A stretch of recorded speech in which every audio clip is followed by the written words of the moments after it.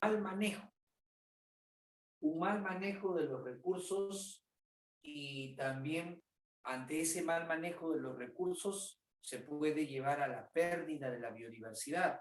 O sea, existen algunas actividades que hacen que ciertos lugares del planeta pierdan su biodiversidad. Y también un mal manejo de los recursos naturales conlleva a poner en estado crítico muchas especies. Y sumado a ello, la contaminación, que es una alteración en los ecosistemas, que se puede dar una perturbación del ecosistema, que se puede dar en el aire, en el agua o en el suelo, ¿cierto? Entonces, ¿por qué es necesario estudiar los recursos? Porque muchos de ellos son fuente para otros seres vivos. Y de alguna forma, la conservación de los recursos naturales ha significado el control y el equilibrio de la biodiversidad. En los últimos años, la sobreexplotación de muchos recursos ha traído como consecuencia la pérdida de hábitats. Y esa pérdida del hábitat también amenaza a las especies. ¿Ya? Entonces, por eso la ecología trata en esta parte del curso, trata de ver todo lo referente a ello. ¿Ya? Vamos a poner entonces acá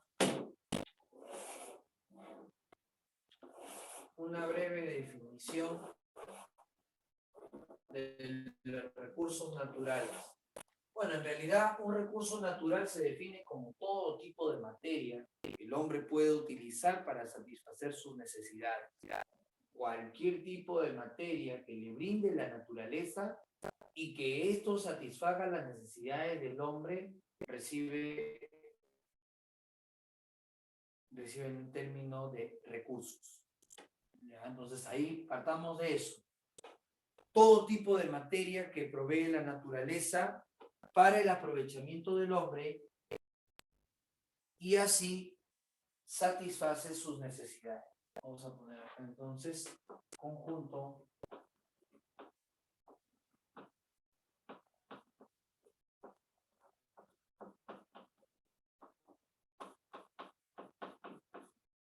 de materia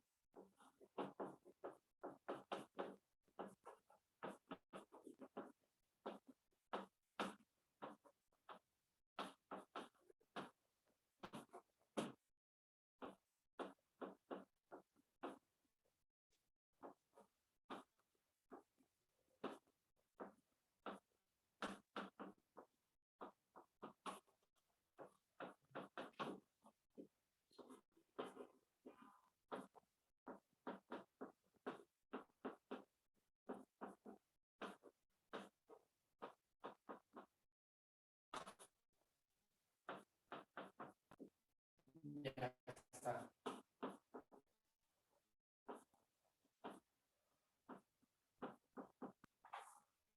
Bueno, eso es lo que nosotros tendríamos que tomar en cuenta para una evaluación.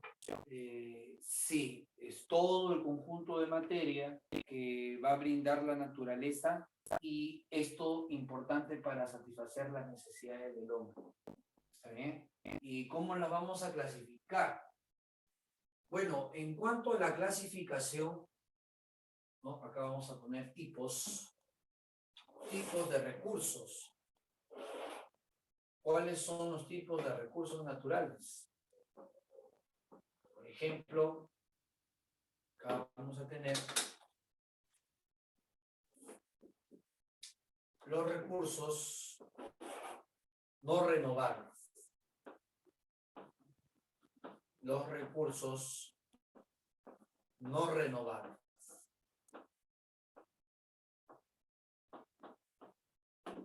¿Ya? ¿Quiénes vendrían a ser, por ejemplo, los recursos que no tienen capacidad de renovarse? O sea, lógicamente, acá se van a encontrar los minerales, ¿cierto? También aparte del recurso, los minerales, vamos a ver acá la cámara, si puede ver. Vamos a mover un poquito.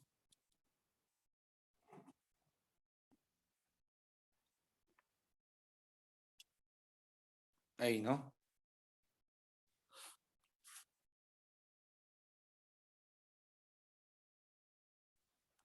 Muy bien, entonces, dentro de los no renovables tenemos, por ejemplo, el carbón, ¿no? El carbón. Uya. Acá podemos tener el petróleo. El petróleo, muchachos, un recurso no renovable. El gas natural. El gas natural. ¿Sí? Los minerales. Estos recursos no se renuevan.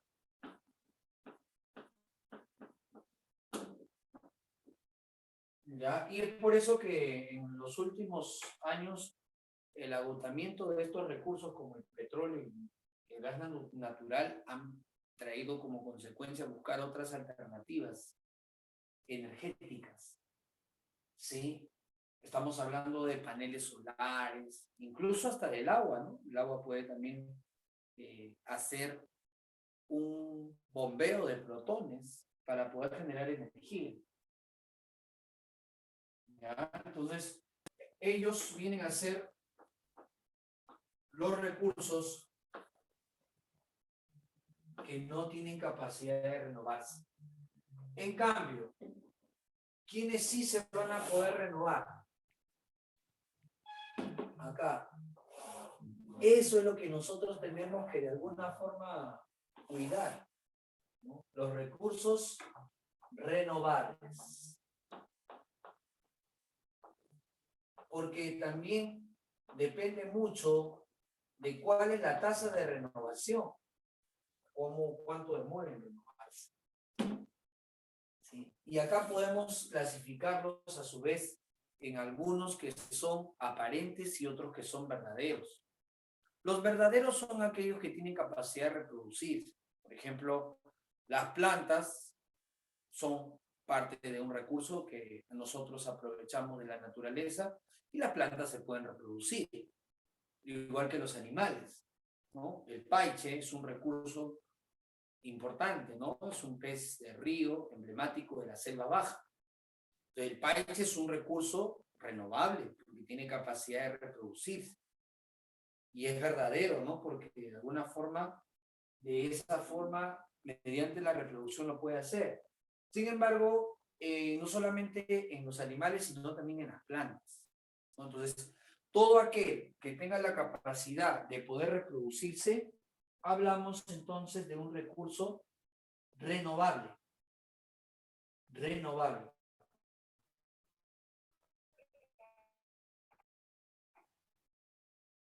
¿Está bien? Pero también acá podríamos encontrar, en este caso, el agua. Podemos encontrar el aire, ¿no? El agua, el aire, el suelo.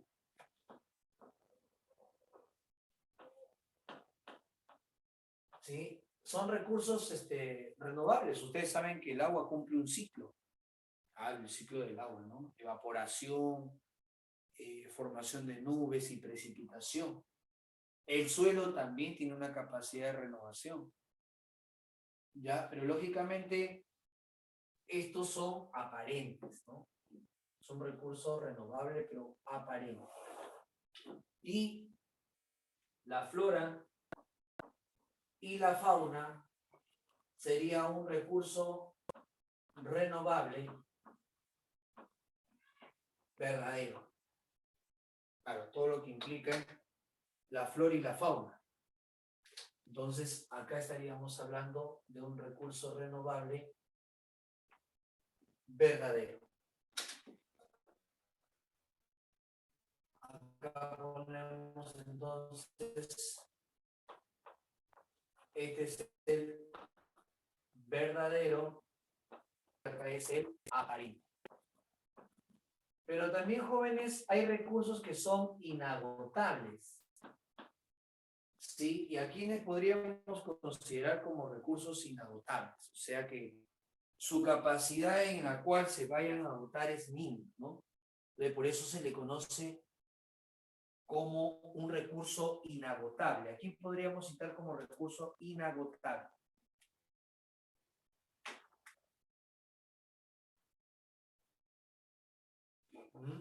Un recurso inagotable. La luz. Claro, ¿no? Exacto. Entonces acá podemos poner que no solamente hay renovables, sino renovables. Acá también podría estar presente inagotable. Y nosotros cuando tocamos el tema de ecosistemas, vimos precisamente que la luz es lo que alimenta a todos los ecosistemas. O sea, si nosotros en este caso analizamos la luz, es la luz la que empieza toda la cadena trófica, porque la luz es el primer flujo de energía que entra al ecosistema. Esto lo aprovechan las plantas y las plantas la transforman en alimento y así toda una cadena de seres vivos empiezan a aprovecharse de él, ¿cierto? Entonces, de alguna forma, cuando nosotros hablamos de la luz, ¿no? De la luz solar, viene a ser un recurso importante en la cual es precisamente renovable, pero también a su vez es inagotable, ¿no? La energía eólica, por ejemplo, también. Y acá vamos a poner inagotables. La energía eólica que se está usando últimamente en nuestro país. Sí, inagotable, la luz solar.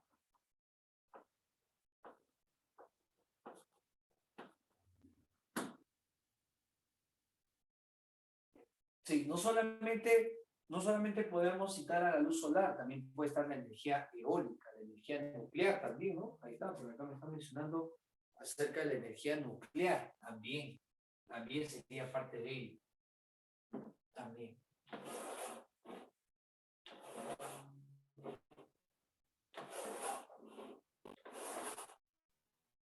Ya está. Entonces, ¿por qué cito a la luz? Porque la luz es el que inicia a todos los ecosistemas. Sí, porque sin esta energía, probablemente ningún ecosistema podría estar funcionando. O sea, tú quitas en este caso a un lugar que no le llegue mucha luz, automáticamente las plantas ya no pueden aprovechar. ¿Sí? Y en la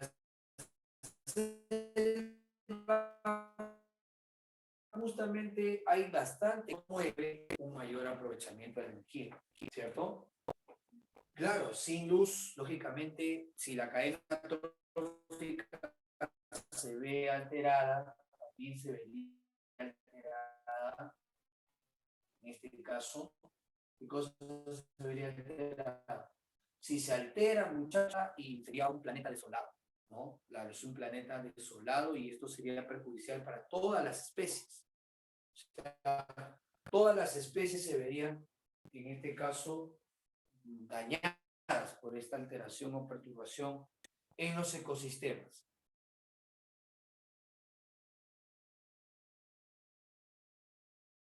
¿Ya?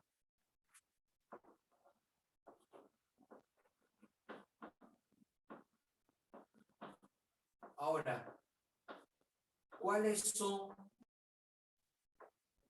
los daños causados en el medio ambiente?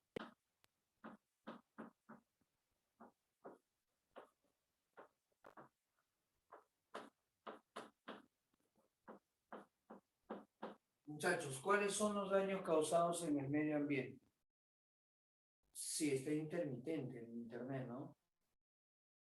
Ayer está fallando, no sé por qué. A ver, mira. Está intermitente, ¿no?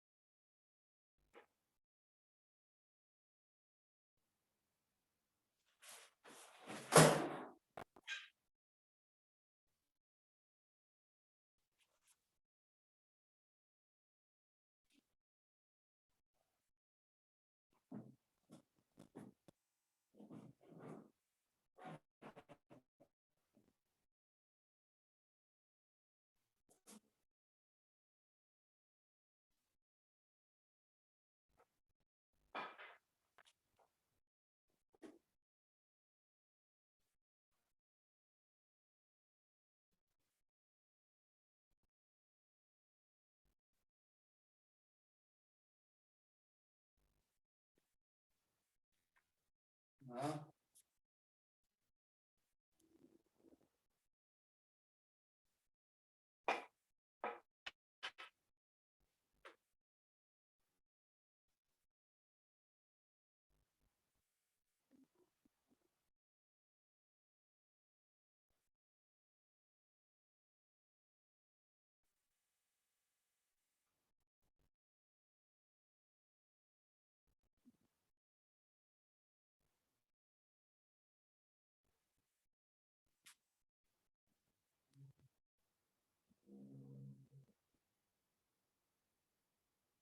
Vale, voy a reiniciar, ¿ya? A ver si ese es el problema.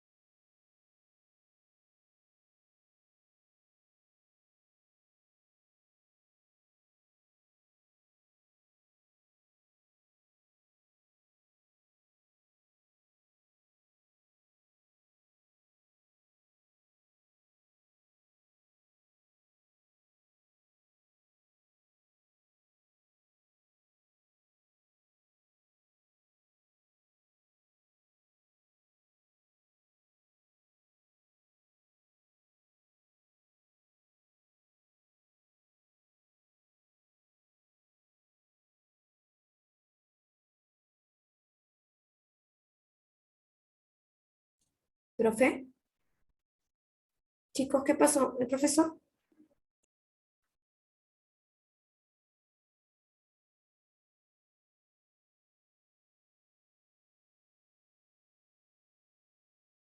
Ya, miren, vamos a revisar los daños causados en el ambiente.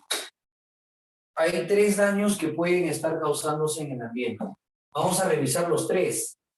Sí, porque estos 3 daños en el ambiente está propuesto por Agraria. Sí, lo propone Agraria. Entonces, el primero que vamos a analizar es la contaminación. Vamos a hablar acerca de la contaminación. ¿Sí? Contaminación ambiental.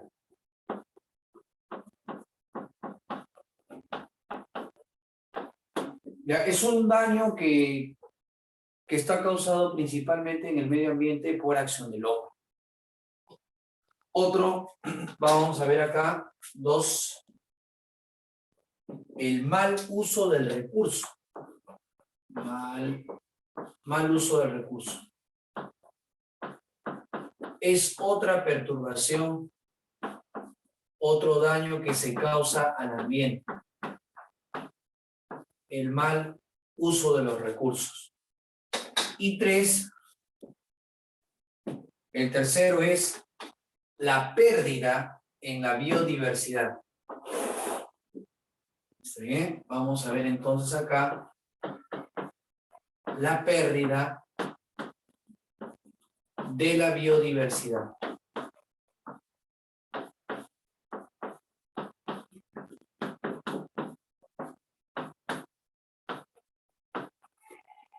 Ya está. Entonces tenemos 3 daños causados en el ambiente: la contaminación, el mal uso de los recursos y la pérdida de la biodiversidad.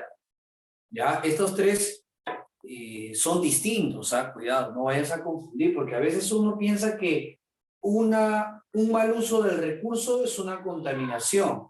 No es así. ¿Ya? Entonces, por eso vamos a ver primero el tema de contaminación y vamos a trabajar acerca de la contaminación en el aire. A ver, ¿qué tipo de problemas se pueden presentar en el aire? Contaminación en el aire. ¿A quién podríamos considerar como una contaminación en el aire? Sí, hay muchos tipos, ¿no? Incluso puede estar también el smog fotoquímico.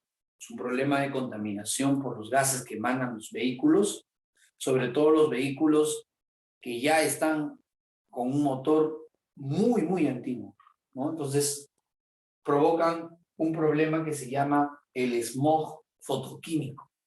Ese humo, producto de la combustión incompleta, se eleva, la luz incide y permite que se generen compuestos muy tóxicos en la respiración de nosotros.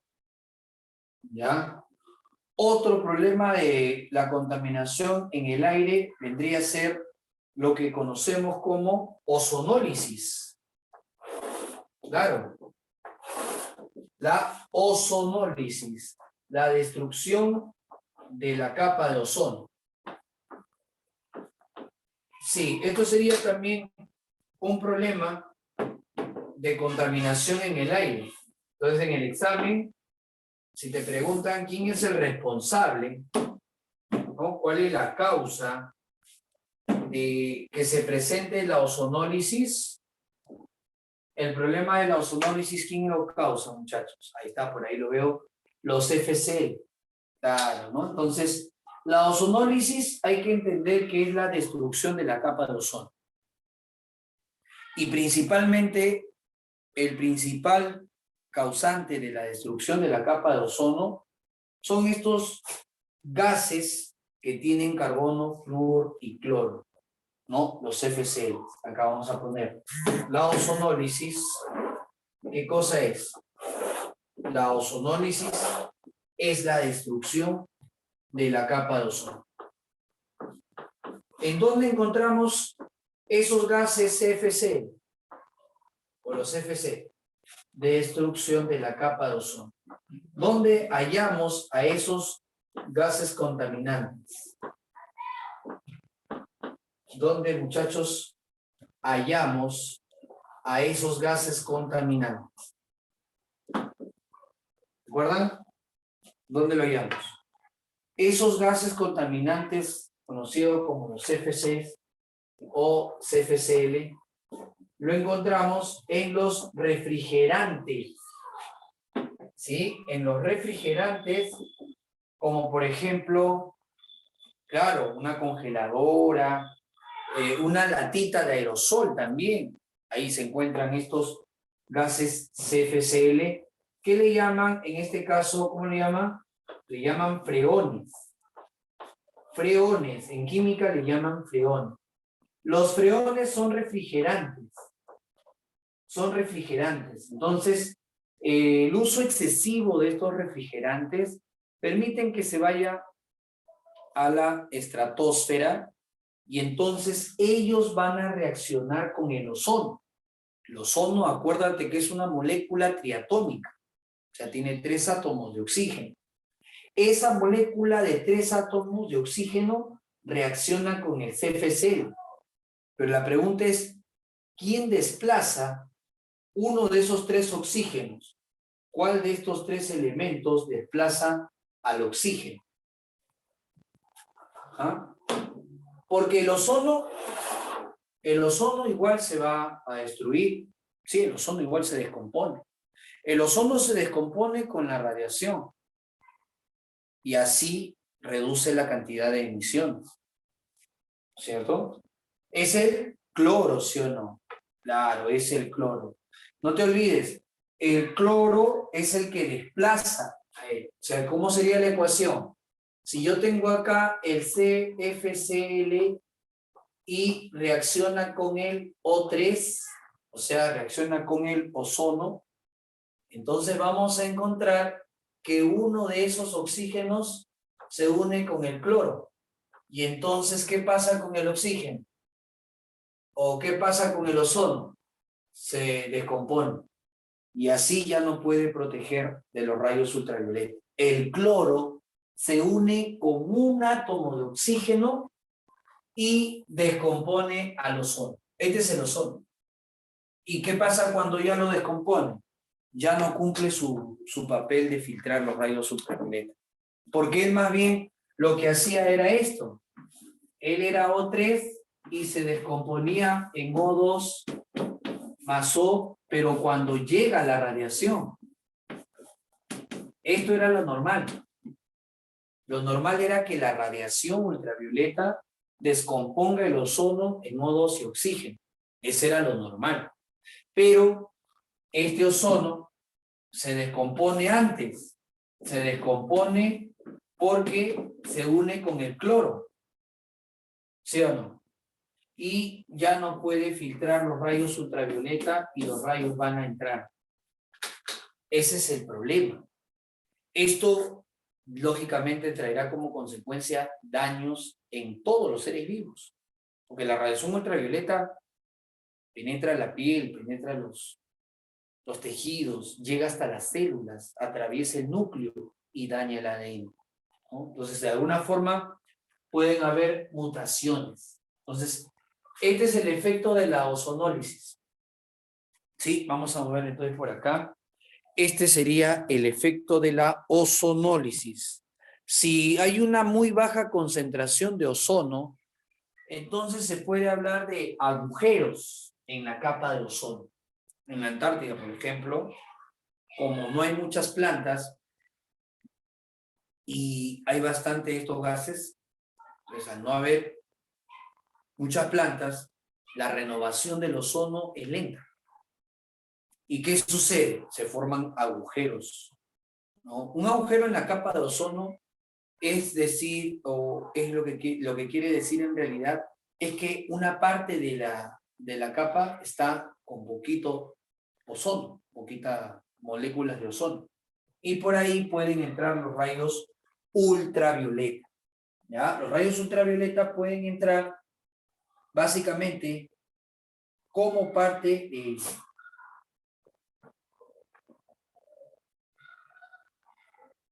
¿Está bien? Ese es un problema muy común. Entonces, acá vamos a encontrar que estos freones, ¿de dónde provienen? Proviene de la combustión. ¿Ya? Proviene de la combustión y también proviene de los refrigerantes. ¿Está bien? Este CFCl proviene de la combustión, también proviene de los refrigerantes. Ajá, de ahí proviene. De las latitas de aerosol. Justamente hubo un protocolo para poder en este caso hacer que este gas disminuya en el planeta. Y ese protocolo, justamente, ¿cómo se llama, muchachos? Hay una medida oficial en todo el planeta, ¿sí? Es una medida para controlar esas emisiones, esa medida política para controlar las emisiones de estos CFCs es el llamado Protocolo de Montreal. Así es, se llama Protocolo de Montreal. El Protocolo de Montreal es el protocolo, muchachos, que es un acuerdo de muchos países industrializados para poder reducir las emisiones de los CFCs. Sí, ajá. Sí, hay otro protocolo que es el protocolo de Kioto. Eso más bien tiene que ver con el CO2, pero por ahí creo que mencionaron. Sí, de Kioto. Ese protocolo de Kioto es el que permite que todos los países industrializados se comprometan a reducir las emisiones, pero de CO2. Sí, es Kioto. Ajá. Este de acá no, este es el protocolo de Montreal. ¿Ya? El compromiso es reducir las emisiones de los CFC. Reducir las emisiones de los CFCs. Ya, ojo que a ellos también se les conoce como los fluoroclorocarbonados, los compuestos fluoroclorocarbonados, o sea que tiene flúor, cloro y tiene también carbono. ¿Ya? Ahí está. Entonces, es el principal problema que se presenta en la contaminación del aire. Entonces, si me hablan de contaminación en el aire, yo debo pensar la ozonólisis, que es la destrucción del ozono y que la causa principal es los CFCs.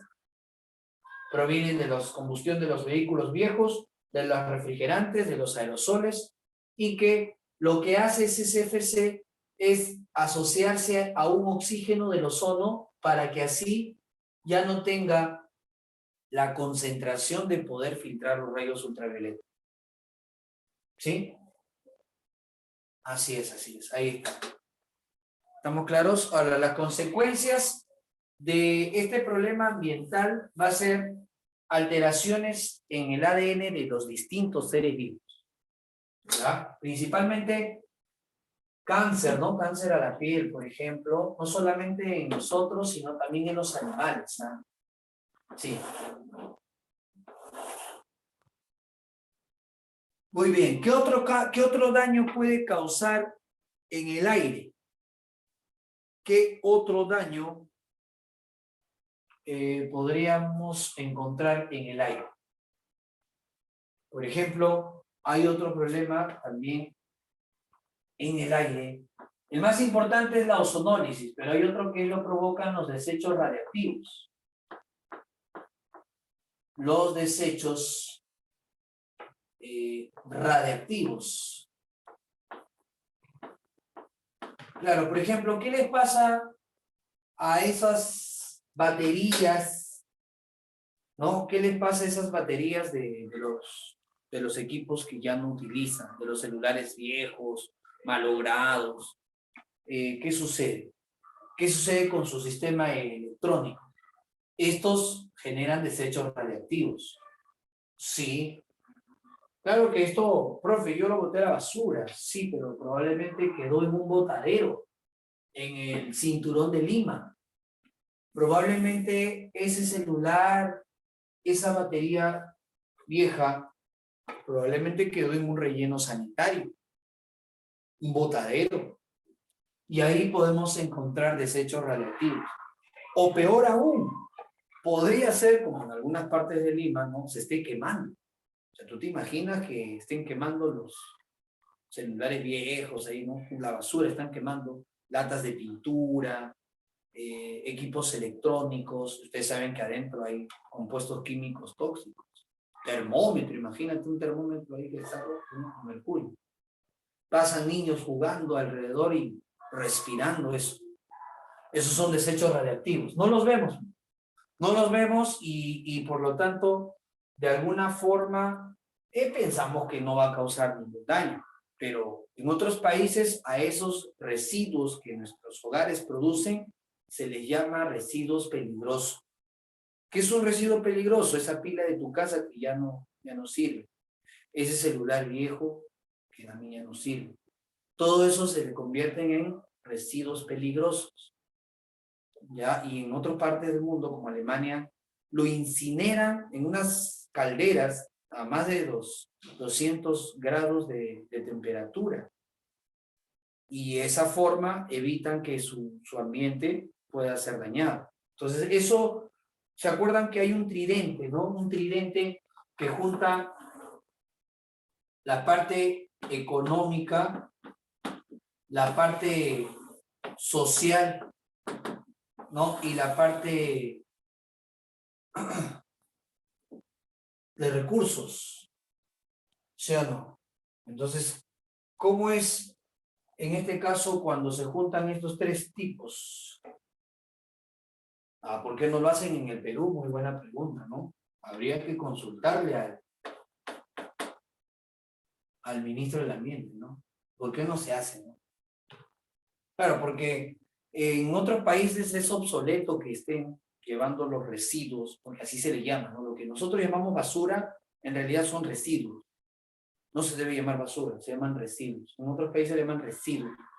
Todos esos residuos, en otras partes del mundo, entregan por clasificados en bolsa, ¿no? En la noche, como que en la noche van a recoger de tu casa tus residuos y tú entregas un paquete de residuos peligrosos, otro paquete de residuos orgánicos, otro paquete de residuos de plástico, otro paquete de residuos de vidrio, ¿no es cierto? Entonces tú haces eso en otras partes y en otros países al mes te paga el Estado, ¿no? Por hacer eso.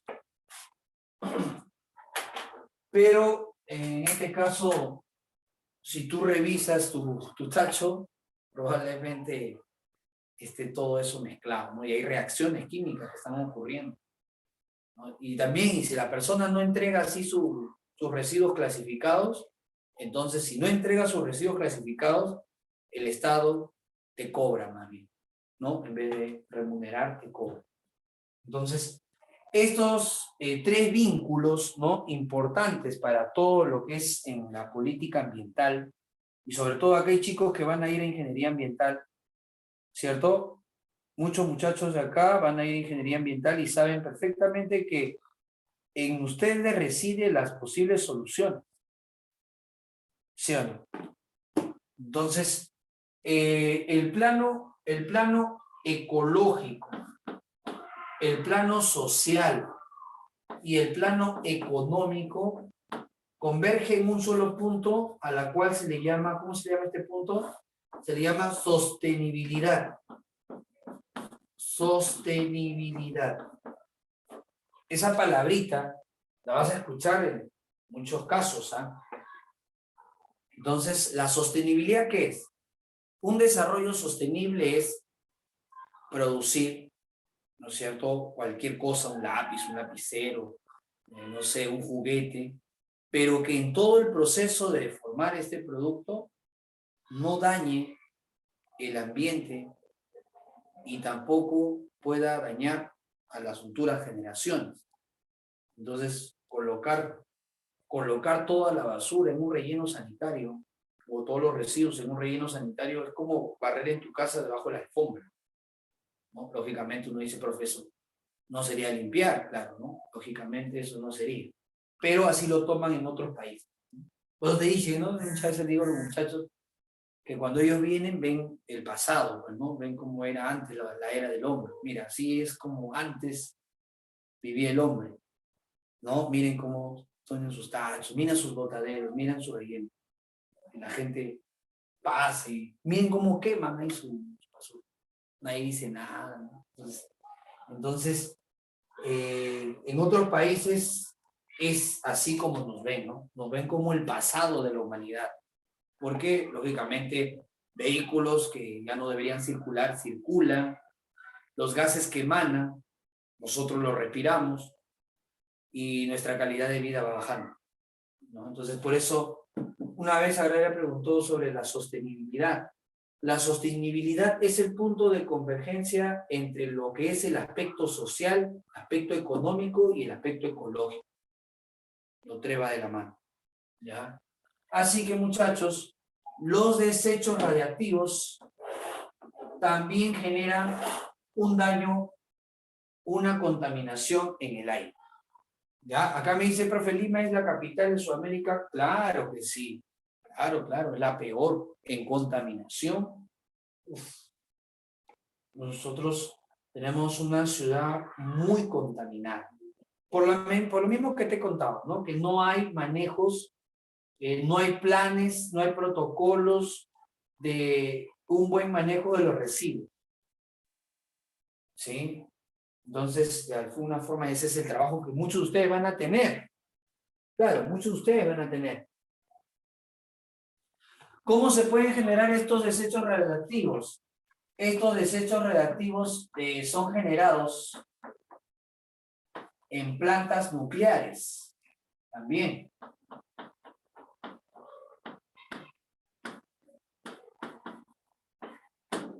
hay un problema, esto podríamos considerar. ¿Ya? Ahí está. Entonces, los desechos radiactivos generados en las plantas nucleares también son aquellos que van a generar una contaminación en el aire. ¿Ya? Otro que también se ha convertido bastante en un problema para todos nosotros viene a ser el efecto invernadero, ¿no? Que en realidad es el sobrecalentamiento. El sobrecalentamiento global. Sí, el sobrecalentamiento global es una amenaza también. ¿Por qué es una amenaza el sobrecalentamiento global? Porque básicamente nosotros hemos tenido de alguna forma un buen efecto invernadero, pero cuando se ha incrementado demasiado, entonces eso ha traído muchas sequías en diversos puntos del planeta. ¿Ya? Vamos a poner acá el sobrecalentamiento global. La causa es el incremento del efecto invernadero. ¿Ya? Cuando se incrementa el efecto invernadero. Entonces, ¿quiénes son los principales gases invernaderos? Eso es lo que ustedes tienen que saber para el examen. ¿Quiénes son los principales, muchachos, gases invernaderos? ¿Y quiénes los producen? ¿No? El incremento del efecto invernadero ha permitido que se dé un sobrecalentamiento global. Sí. O sea, el efecto invernadero ha existido siempre y ha sido muy provechoso para el planeta el efecto invernadero. Porque si no hubiera efecto invernadero, viviríamos un planeta muy frío, una era glacial.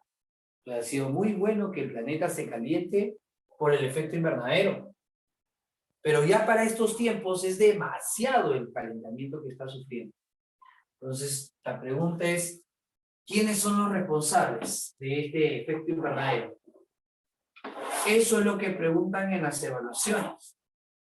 ¿Cuáles son los tres principales gases del efecto invernadero?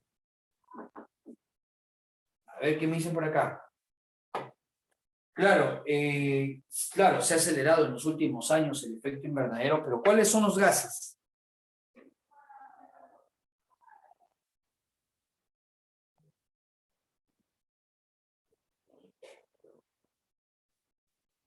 La temperatura del planeta se ha ido incrementando, ¿no? Claro. Por acá tenemos muy bien el principal, muchacho, si te preguntan quién es el principal gas invernadero es el CO2. Él es el principal gas invernadero. El que le sigue es el metano. En algún momento se culpó a la ganadería que eran responsables de incrementar el efecto invernadero. Porque la ganadería, acuérdate que las excretas de los animales libera metano, mucho metano.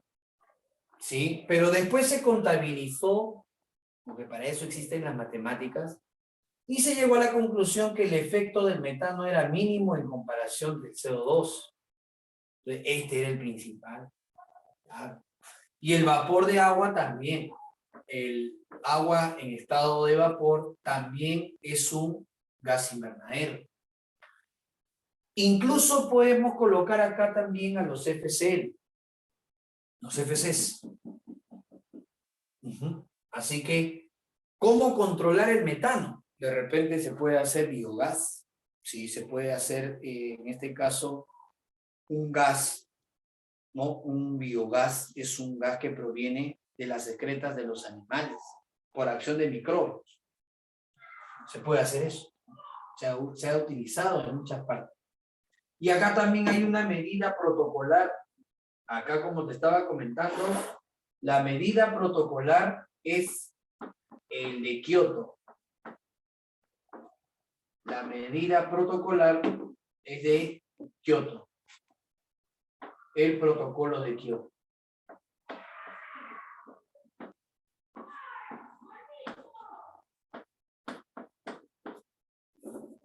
Ojo, año 2011. 2011 me parece. Sí, creo que fue 2011. Que agarré preguntas sobre esto, ¿no? ¿Cuál es la medida política que permite reducir el efecto invernadero de las emisiones CO2? Kioto.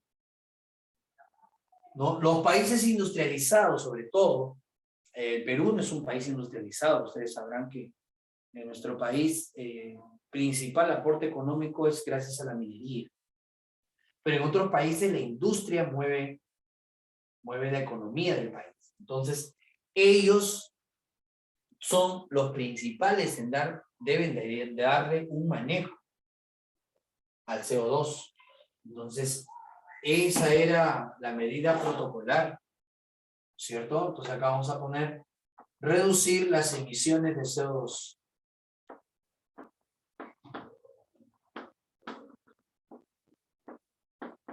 ¿De quiénes principales? Reducir las emisiones del CO2. ¿De quién principalmente? Principalmente de los países industrializados. Lo que pasa es que el CO2, el metano y el vapor de agua tienen una característica de retener el calor. Esa es su característica como gas invernadero. Retienen calor. Al retener calor, entonces el planeta no puede disipar esa cantidad de calor al exterior, porque el planeta recibe energía del sol y una parte lo aprovecha para calentarse y otra parte la devuelve. Pero al tener estos gases en mayor cantidad, entonces ya no puede devolver todo lo que ya no va a utilizar para calentarse. Entonces ahí viene el incremento constante de la temperatura del planeta, ¿no? ¿Cuál vendría a ser otra de las medidas que se debe destacar, muchachos, acá?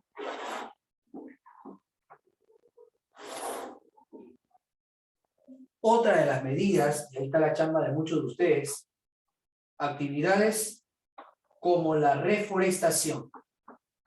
Sí. Estas actividades de alguna forma contribuyen a reducir las emisiones de CO2. ¿Por qué? Porque las plantas de porte arbóreo son las que secuestran el CO2 del ambiente, o sea, quitan el CO2 del ambiente. Por eso, estas actividades como la reforestación se ha convertido en diversas partes del mundo como más que una actividad, una obligación. Y es así, ¿no? En algunos países incluso lo han establecido como parte de una carrera profesional, ¿no? Imagínate que en otras partes del mundo, para terminar tu carrera tienes que haber sembrado 2 o 3 árboles. No es el requisito, ya no es el idioma, ya. El idioma de repente queda a un lado desplazado y priorizan el aspecto ambiental, ¿no? Entonces, de alguna forma, la reforestación estaría ayudando bastante a evitar este sobrecalentamiento global, ¿sí? Otro también que puede contribuir es el manejo del metano para el biogás. Claro, ¿no? Se puede manejar el metano como biogás. Eso se puede hacer en la parte ganadera.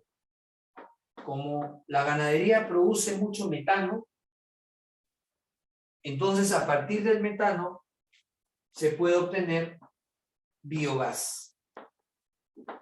Pero ya ahí tendrían que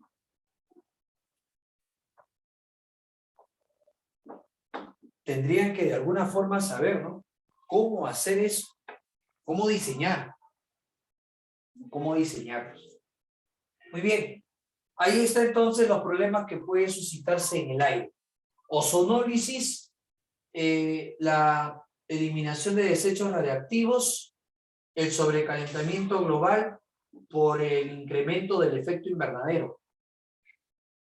¿Ya? ¿Qué es biogás? Me preguntan por acá. El biogás es el gas que proviene de la excreta de los animales. Entonces, cuando una persona revisa estas excretas de los herbívoros, libera metano. Entonces, si nosotros encerramos ese metano en un balón, ese metano puede servir para hacer prender los focos, para una cocina, o incluso puede servir para utilizarlo dentro de la caldera, ¿no? Dentro de lo que viene a ser el calentamiento del movimiento de un vehículo. Sí, de ahí se puede hacer. Hay un plan, ¿no? Un plan que se trajo de Alemania, una doctora en ambiental que se llama Gladys Carrión. La agraria diseñó cómo podría ser un biodigestor, o sea, cómo hacer un biodigestor donde todas las excretas de los animales que tiene la agraria puedan ser utilizados, sus excretas, para abastecer de suministro eléctrico. Sí, porque, como ustedes saben, muchos de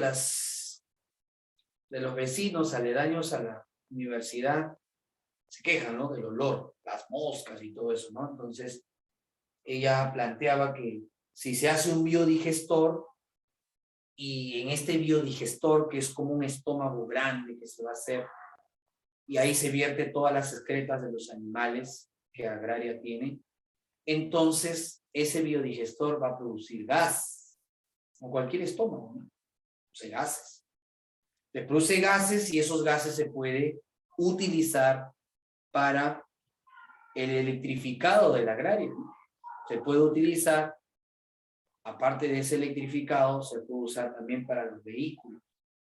Ese es el biogás, un gas que proviene de los microbios que habitan en el tracto digestivo de los rumiantes, ¿no? Bueno, pero los planes se gestionan con dinero. Ustedes saben que todo queda en plan, nada más. Ahí queda, ¿no?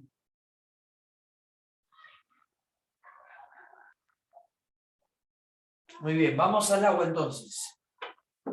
Ya, vamos al agua, claro. Entonces, todo plan se maneja, se gestiona con dinero, pues, muchacho.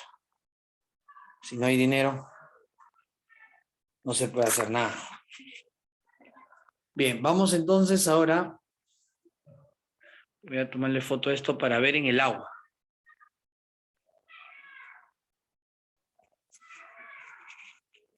Ya, ¿cómo sería en el caso del agua?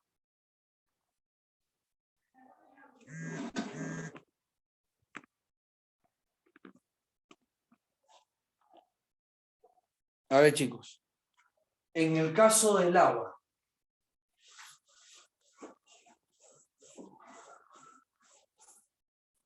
Un problema de contaminación en el agua que preguntan bastante en los exámenes de admisión es sobre la eutrofización. Sí, es sobre la eutrofización. Entonces, acá vamos a poner, chicos, contaminación en el agua. Acá se ve, ¿no? Ya. A ver, profe, ¿qué tipo de contaminación en el agua podría preguntarme en el examen? Bueno, no es que podría, ya han preguntado, ya hasta en 2 ocasiones. Contaminación en el agua. ¿Cuál sería un problema de contaminación que se pueda suscitar en el agua? Acá tendríamos, muchachos, lo que se llama la eutrofización. Se le puede llamar eutrofización o también, si quieres, le puedes llamar eutroficación. ¿Sí? Eutroficación. Cualquiera de los dos nombres es válido. Acá ponemos entonces la eutrofización o llamado también eutroficación. Ya está. ¿En qué consiste la eutrofización? ¿En qué consiste la eutrofización? Vamos a poner acá entonces, es la destrucción de un ecosistema acuático. Puede ser un río, puede ser un lago, puede ser una laguna, ¿sí? Puede ser el mar. Entonces acá vamos a poner, es la destrucción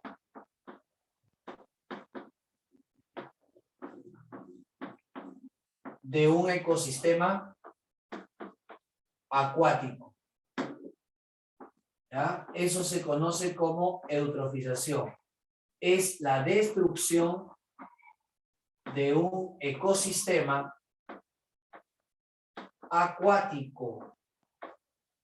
¿Sí? A eso se le llama eutrofización. Es la destrucción, muchachos, de un ecosistema acuático. Por ejemplo, acá vamos a tener lo siguiente, miren. Nosotros vamos a tener que en la destrucción de un ecosistema acuático, cuando se da la destrucción de un ecosistema acuático, ¿qué cosa es lo que vamos a mencionar?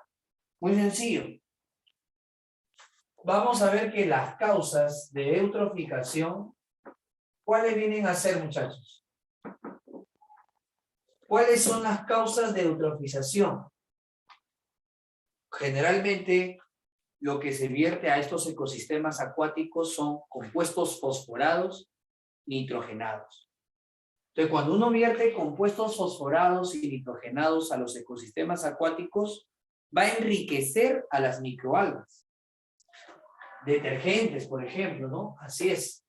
Vamos a poner acá que las causas son el vertido de compuestos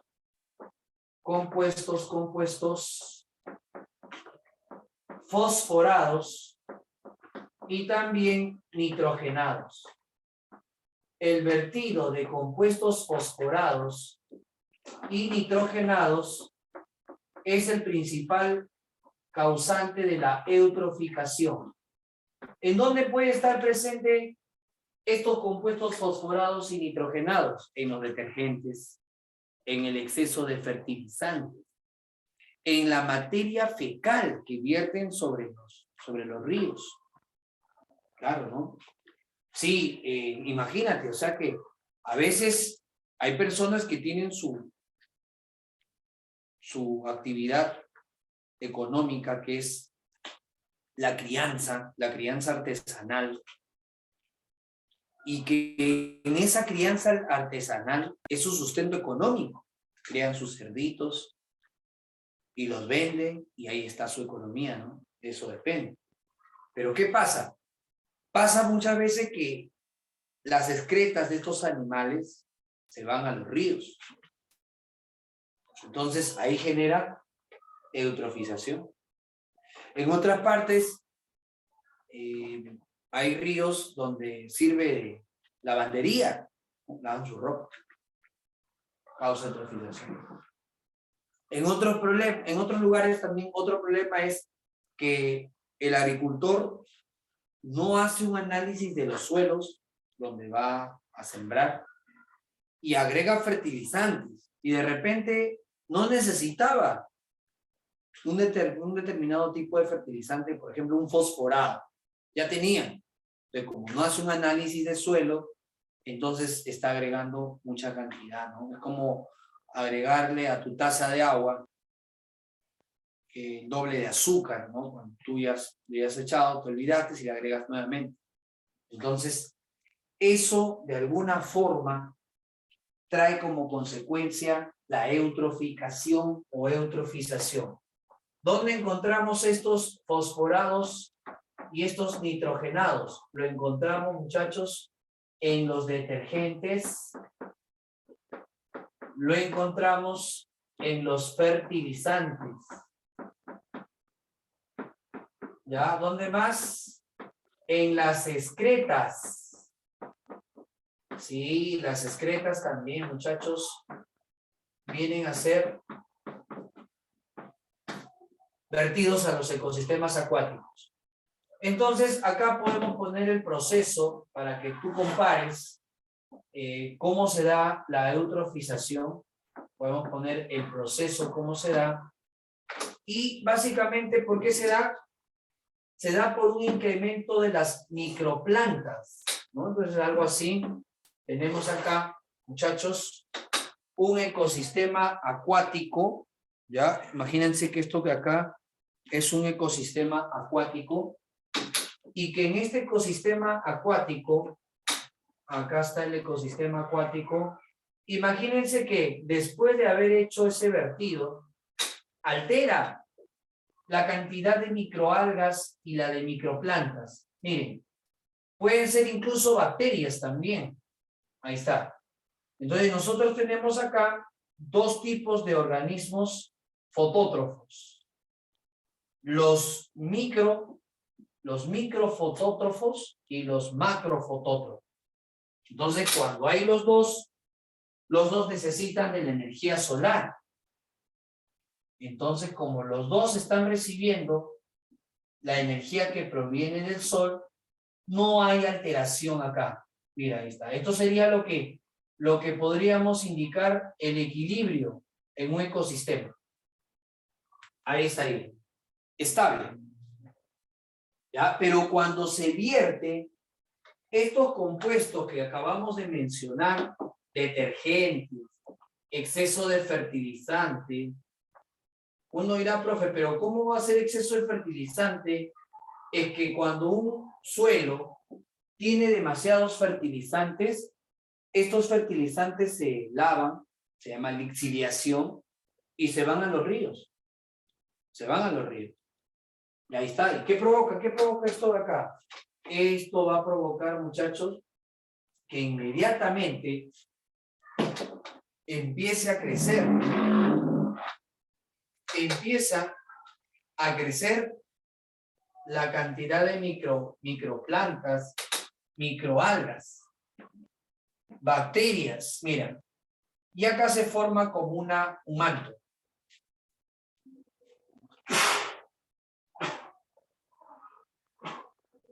¿Ya? Perdón. Y acá se forma como un manto. ¿Qué va a pasar si se forma un manto? Pueden ser algas verdes, pueden ser algas rojas. ¿Sí? Y entonces, ¿qué va a pasar? ¿Qué va a pasar, muchachos? Entonces la luz ya no va a poder pasar para los que estaban adentro, ¿no? Ya no va a poder entrar la luz para las alguitas que estaban adentro. Entonces estas alguitas van a empezar a morir. Van a empezar a morir estas alguitas. Pero eso no es lo más trágico, sino que las algas producían oxígeno para los peces. O sea, profe, que cuando ella recibe la luz, ella libera oxígeno y los peces están tomando ese oxígeno para su metabolismo. O sea que cuando ya mueren estas algas, estas macroalgas, entonces, ¿qué sucede? Cuando mueren estas macroalgas, ya no liberan oxígeno. Ya no liberan oxígeno. Si no liberan oxígeno, entonces, jóvenes, ¿qué pasa con todos los seres vivos que dependían de ese oxígeno? Lógicamente van a morir. Sí, por eso en un examen preguntaron cuál es un indicador de que se está presentando eutroficación en un río, en un lago, en una laguna. La respuesta era la disminución de oxígeno. Cuando empieza a disminuir el oxígeno es porque ya no están realizando fotosíntesis estas macroalgas. Y entonces todo lo que está dentro de este ecosistema empieza a morir. ¿No? Y empieza a morir. Empieza a morir y por eso que existe esta alteración en el ecosistema acuático. ¿Ya? No te olvides, un indicador de que hay eutroficación es precisamente la disminución de oxígeno. Esto ha pasado en En el río Rímac, esto ha pasado también en el río Chillón, también ha pasado en el río Chillón. El río Guaura también, ¿sí?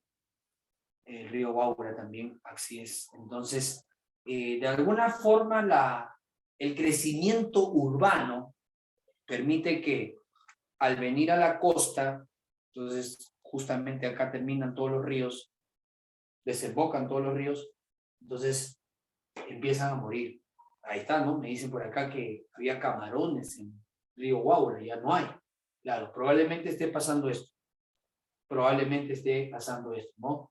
Que los nitrogenados y los fosforados incrementen las microplantas, las microalgas, las bacterias y formen un manto que impide el paso de la luz para que las macroalgas puedan producir oxígeno. Entonces, de alguna forma, eso sería lo que ha pasado, ¿no? Así es, y ese es un problema ambiental que ya se vio hace mucho tiempo. Vamos a poner entonces acá, muchachos, que el problema es la disminución de oxígeno. Esa es la consecuencia. ¿Y qué cosa se logra? Que una sobrepoblación, una proliferación de microalgas. ¿Ya? Hay una proliferación de microalgas y microplantas. Microalgas y también bacterias. Ahí está, muchachos. Ese es el principal problema. ¿Ya? No te olvides, este es el vertido de compuestos fosforados y nitrogenados que están en los detergentes, en los fertilizantes y están en las excretas. Se forma un manto que impide el paso de la luz, entonces disminuye el oxígeno y todos empiezan a morir, ¿no? Empiezan a morir acá. ¿Ya? Ese es uno de los casos más comunes que ha preguntado Agraria sobre contaminación en el agua. ¿Sí? ¿Estamos claros entonces, muchachos? Otros problemas. Otros problemas también que se ha suscitado con respecto a la contaminación del agua. Sí, otro problema también es el vertido de aguas servidas. El vertido de aguas servidas. ¿Qué cosa es el vertido de aguas servidas? ¿A qué se refiere con el vertimiento? Vertimiento de aguas servidas. ¿A qué se refiere esto, muchachos? ¿Tienen alguna idea a qué se refiere con el vertimiento de aguas servidas? ¿A qué se refiere? Se refiere a aguas que tienen materia fecal. Imagínate. Claro, ¿no? Agua con materia fecal. Sí, esto también ocasiona problemas. Por eso te digo que normalmente hay muchos ríos que van a terminar con el vertimiento de aguas servidas. Sí, ese vertimiento de aguas servidas. Y no solamente eso, en algunos casos son desechos químicos. O sea, imagínate una empresa que está elaborando un producto y que usa compuestos químicos tóxicos y que esos desechos los vierta al río. Claro, aguas negras, aguas de desagüe. ¿Qué pasaría? ¿Qué pasaría si eso es lo que sucede en los ecosistemas acuáticos? ¿Mm? Claro, porque también acá podemos colocar otro problema. Viene a ser el vertimiento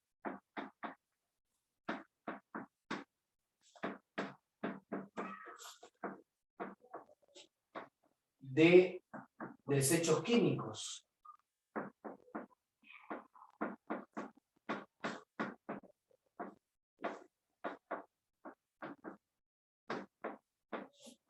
Ahí está. Petróleo, por ejemplo. Hay zonas donde ha habido derrame de petróleo. Si algunos han viajado, por ejemplo, a Marcona, han pasado,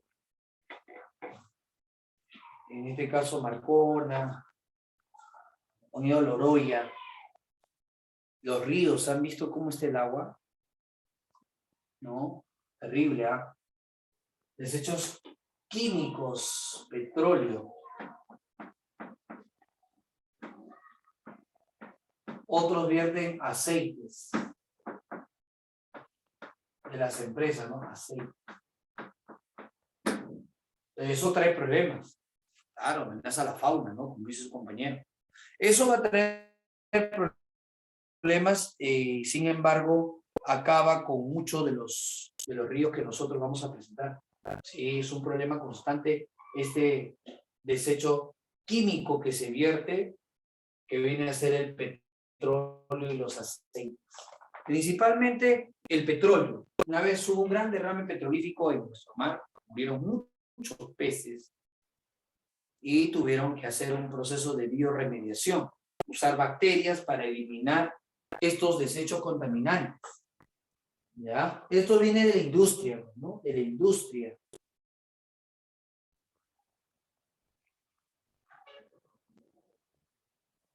¿Ya? Viene de la industria. Estos desechos químicos, petróleo, aceites, puede estar proveniente de la industria.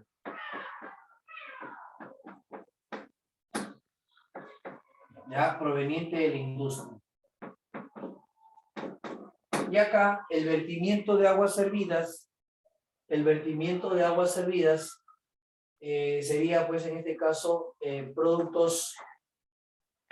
producto de las granjas artesanales aledañas a los ríos. Sí, granjas artesanales que están aledañas a los ríos. Sí, hay granjitas que todas sus excretas lo vierten a los ríos y es un problema, ¿no? Va a causar también problema de contaminación al ecosistema acuático.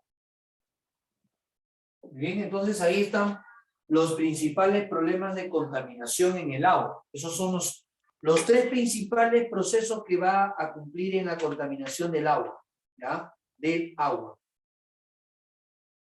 Y en el caso del suelo, muchachos, si me preguntan en el examen de admisión, ¿cuál podría ser un problema de contaminación en el suelo? Acá incluso se libera aluminio y esto puede dañar el suelo, ¿eh? ¿Cuál sería?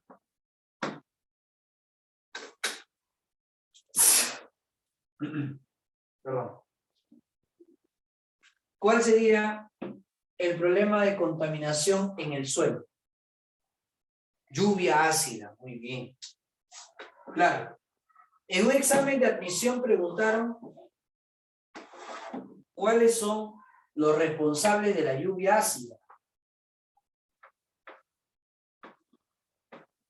¿Cuáles son los responsables de que haya lluvia ácida? Vamos a ver, miren. Esta lluvia ácida, principalmente, ¿quién es la causa? Vamos a poner acá. Vamos a poner la lluvia ácida es la liberación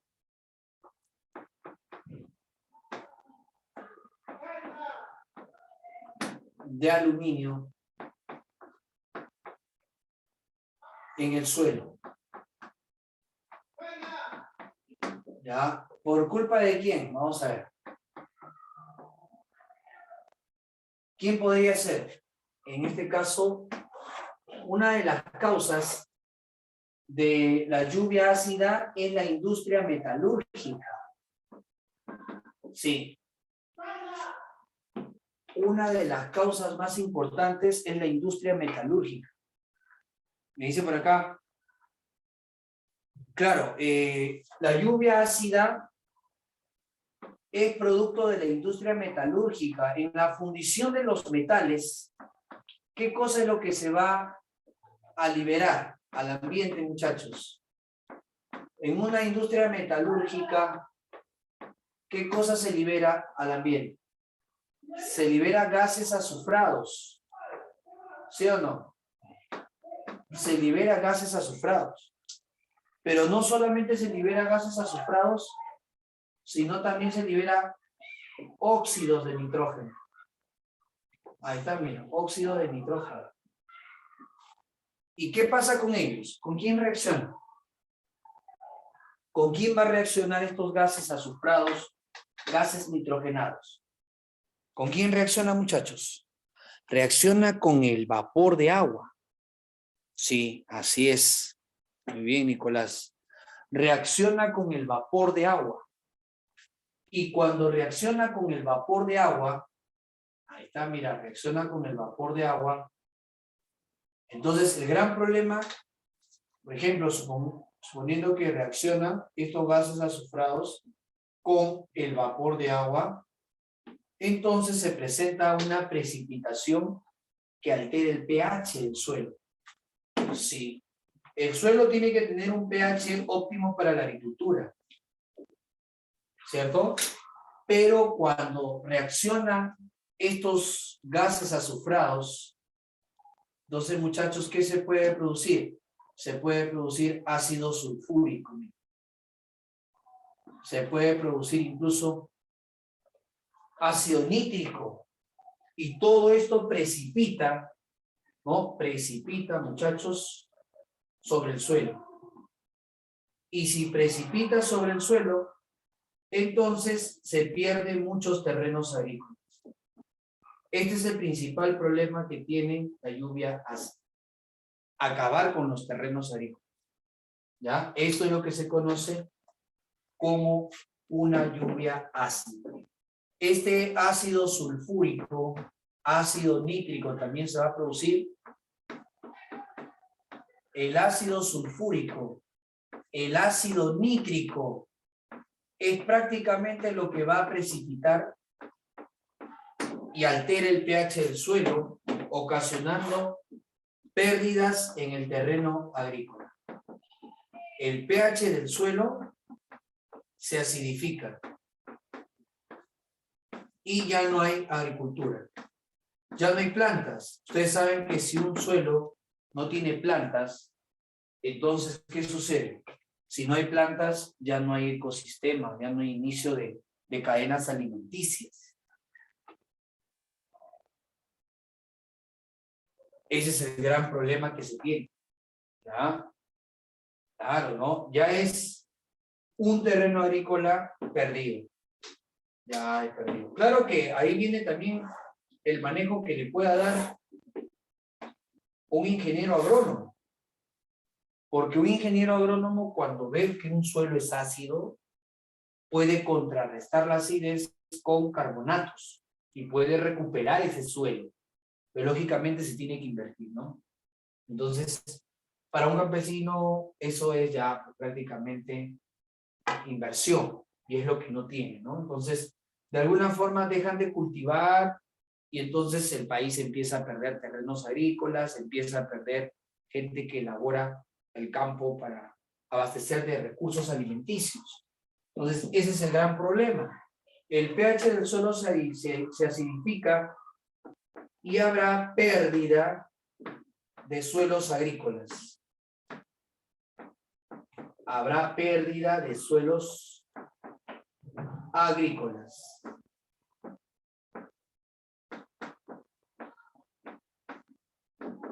Ahí está, muchachos. Estos gases son óxidos de azufre y óxidos de nitrógeno.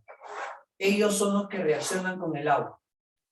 No te olvides, para que se dé la lluvia ácida, reaccionan los óxidos de azufre y los óxidos de nitrógeno. Óxidos de azufre y de nitrógeno reaccionan con el agua. ¿Ya? Reaccionan con el agua.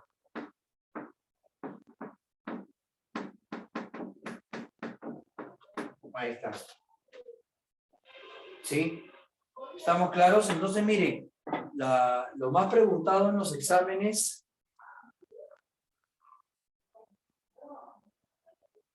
de admisión ha sido sobre ozonólisis, ha sido sobre efecto invernadero, ha sido sobre eutrofización, ha sido sobre lluvia ácida. Esos 4 problemas ambientales han sido los más importantes que ha tenido dentro del proceso de contaminación.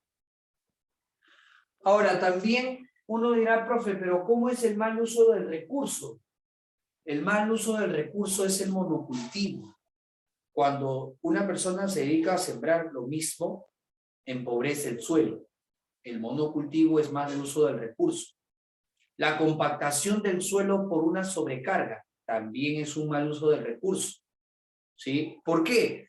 Porque a veces un ganadero puede llevar a sus animalitos en mayor cantidad a una zona, una pradera, y presionan el pasto y lo compactan el suelo por una sobrecarga. De repente el suelo soportaba 50 cabezas de ganado, pero el ganadero llevó 100.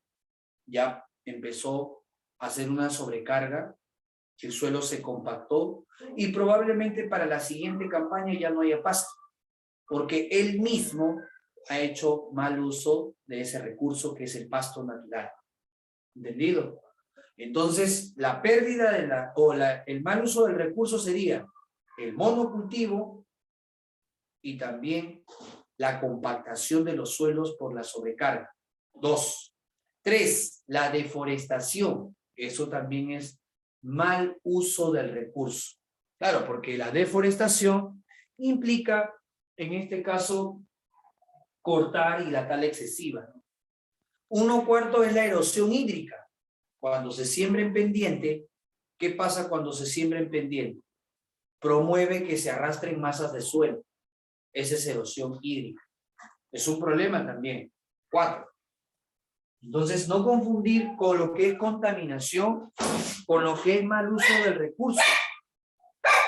¿Ya? Porque acá hemos visto nosotros contaminación, pero el mal uso del recurso sería la deforestación, la erosión hídrica, el monocultivo, la compactación del suelo por sobrecarga y la salinización.